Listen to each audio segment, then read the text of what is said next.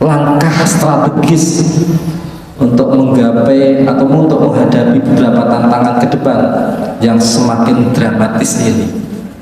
Yang pertama adalah kita sebagai umat Islam harus senantiasa dalam kehidupan beragama ini untuk senantiasa meningkatkan keimanan kita, yakni dengan semaksimal mungkin menegakkan ketauhidan kita.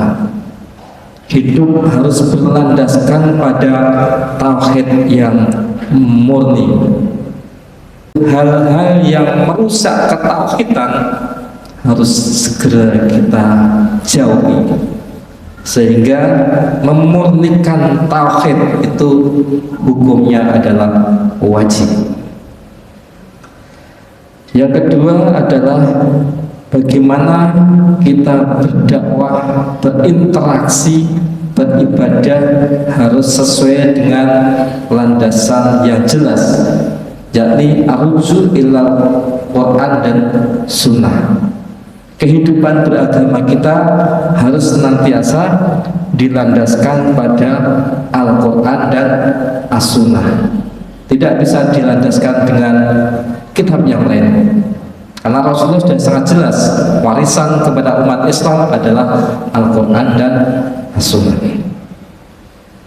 Yang ketiga, dengan berbagai problematika yang ada dan masuknya ilmu pengetahuan di tengah-tengah kita, maka perlu juga kita lakukan untuk kita menghidupkan ijtihad dan tajdid, menghidupkan ijtihad dalam kehidupan di masyarakat.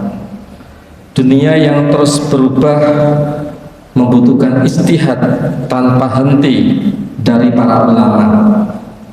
Ijtihad harus lahir dari problem yang konkret yang bersumber langsung dari aduan masyarakat terkait dengan problematika yang ada, khususnya terkait dengan keagamaan. Oleh sebab itu, dalam ijtihad ini diperlukan ulama yang mempunyai kemampuan untuk mencari titik paling maslahat antara idealisme di dalam hukum yang berasal dari Al-Quran dan As-Sunnah tersebut dengan realitas sosial yang ada. Jamaah rahimakumullah,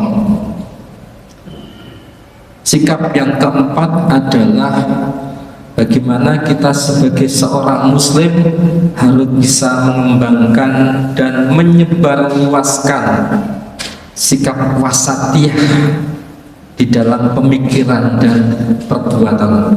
Apa itu sikap wasatiyah? Sikap wasatiyah adalah sikap tengah-tengah, sikap tidak ekstrim, sikap yang tidak menang sendiri, yang tidak merasa benar sendiri.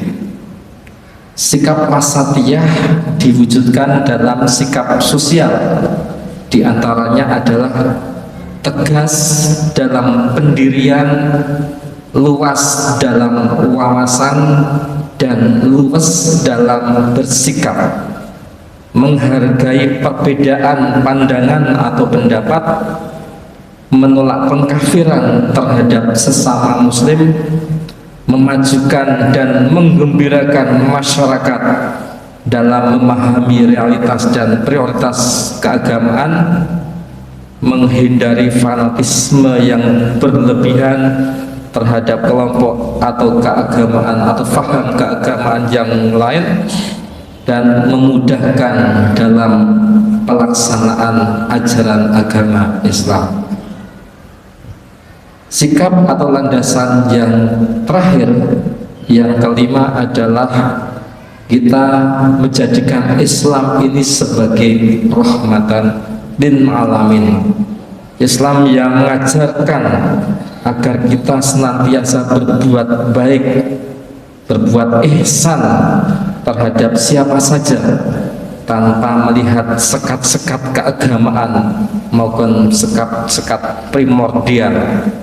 Islam sejak awal telah memproklamirkan diri sebagai agama kasih sayang yang mengajarkan umatnya agar menyebarkan rahmat tidak hanya bagi manusia tetapi juga terhadap lingkungan termasuk alam sekitar dan juga hewan dan tumbuh-tumbuhan.